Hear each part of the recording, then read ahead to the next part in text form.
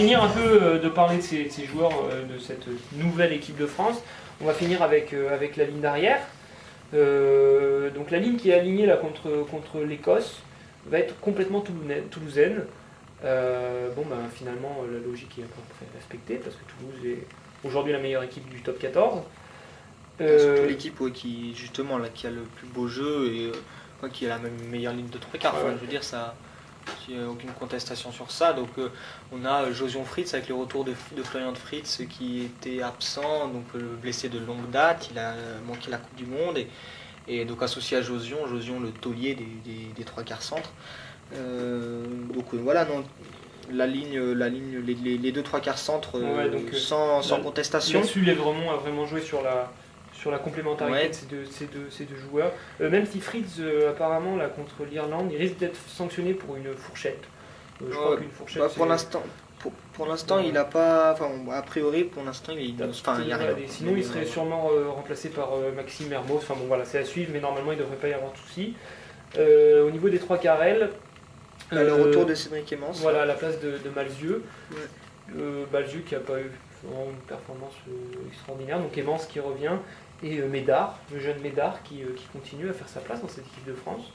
C'est un joueur que j'aime bien, Médard, petit feu follet, un peu un 3 quarts très rapide, qui apporte l'envie et le jeu, la folie de la jeunesse. Après, moi je trouve là sur le match, sur le match contre l'Irlande, Médard n'a pas plus montré, pas moins, mais pas plus que Mazieux. Mazieux aussi,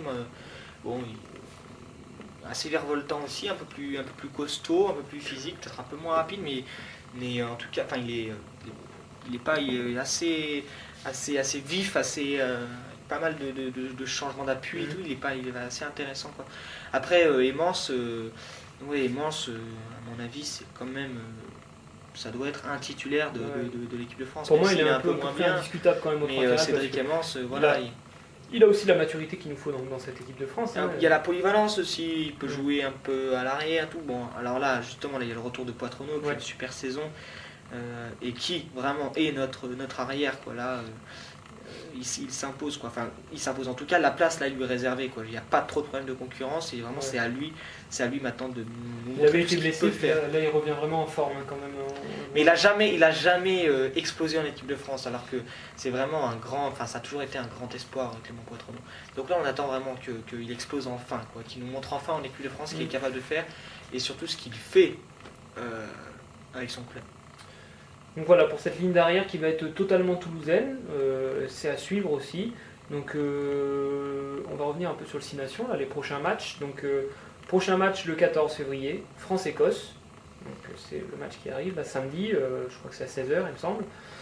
Ensuite on jouera le Pays de Galles, toujours à la maison, le 27 février. Il y aura une petite pause de 2 semaines, on va rencontrer l'Angleterre en Angleterre le 15 mars. Et enfin le dernier match sera en Italie contre l'Italie le 21 mars. Alors après, contre l'Écosse, ça devrait passer. Là, si on se projette, c'est contre le dernier match contre l'Italie aussi. Maintenant, il faut noter aussi quand même que depuis les débuts de Marc Lévremont, l'équipe de France a toujours perdu sur les gros matchs, mis à part le match gagné cet hiver contre l'Argentine au Vélodrome. On a toujours perdu contre les grosses nations. L'an dernier, on finit 3e du tournoi en perdant contre l'Angleterre et contre les Gallois qui remportent le tournoi. Les Gallois aussi, on pourrait peut-être dire 2 mots, favoris quand même cette année encore. Superbe équipe. Donc on perd contre les Anglais, contre les Gallois, on perd nos 2 test matchs contre les Australiens l'été dernier et on repère contre l'Australie au Stade de France fin novembre. Donc pour l'instant dans les grosses confrontations, l'équipe de Marc Lévremont on n'a jamais gagné parce qu'on gagne l'an dernier on gagne contre l'Écosse, contre les Irlandais mais chez nous. Et puis les Irlandais ils n'étaient pas top. On gagne contre les Italiens, on gagne contre Pacific Island là, en novembre et les Argentins.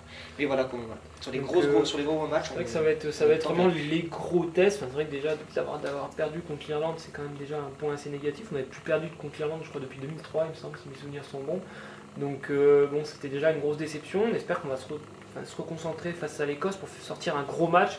Essayer d'avoir aussi un match référence ce qui nous manque, je pense en ce moment, match référence pour cette équipe, cette jeune génération, pour ensuite enchaîner Pays de Galles, Angleterre, ça va être les 2 plus gros matchs pour essayer de faire des grosses performances et de montrer enfin à ces équipes qu'on a le niveau pour être là.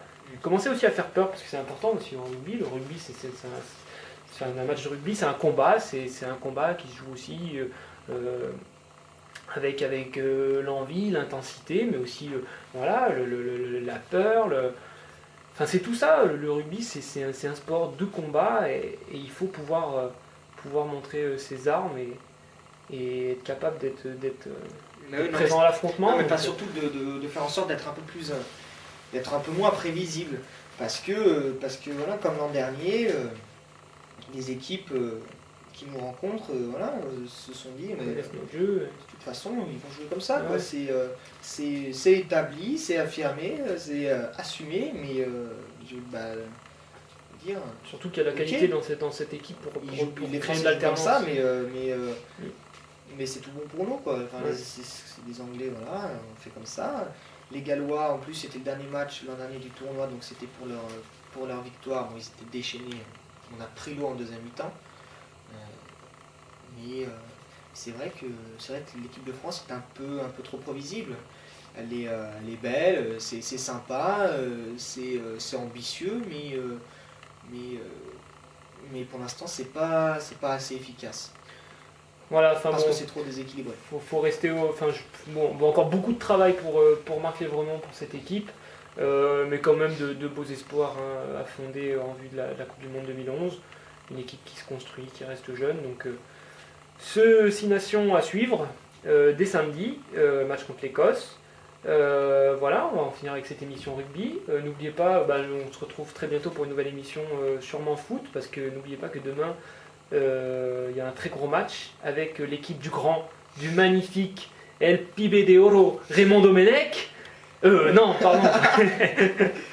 Alors voilà, demain l'équipe de France de tonton Raymond va rencontrer la magnifique équipe d'Argentine de Diego Maradona. Donc ça va être un grand match à suivre demain soir. En conférence de presse, Domenech a dit que que Maradona était un jeune sélectionneur et que s'il avait besoin de conseils, il était là. Il était là pour lui. Donc. J'espère, franchement, j'espère vraiment que Maradona a entendu ça et que c'est arrivé jusqu'à ses oreilles. Non, mais je pense qu'il a dû l'appeler le soir même pour lui dire, écoute Raymond, c'est vrai que j'ai besoin de 2-3 conseils. Comment je vais faire jouer Lionel Messi, quoi, tu vois, évidemment. Comment on fait pour jouer au foot? Comment on fait pour dribbler Raymond? Donc voilà, match à suivre demain et faites-vous plaisir, ça va être sûrement un gros match, enfin, on l'espère en tout cas. Mais merci Diego. Nino, Nino. Attends, quand même. Ouais. Et on se retrouve très bientôt dans cette sur MyNetNews. N'hésitez pas à mettre des coms sur mynetnews.blogspot.com sur nos émissions. Merci de nous avoir suivis et puis à très bientôt. À très bientôt, salut à tous. Ciao.